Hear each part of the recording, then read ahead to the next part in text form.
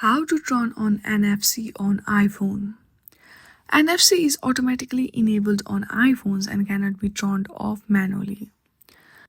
The NFC functionality on iPhone is used primarily for features like Apple Pay and other supported apps that use NFC to interact with nearby device. This video is a short guide how you can use NFC on your iPhone. First of all, you have to simply go to the shortcuts and then hit on the automation, which is on the bottom middle of your screen. Now simply tap on new automation.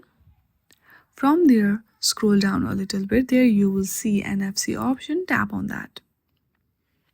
Now on the right side you will see scan option. Simply hit on that.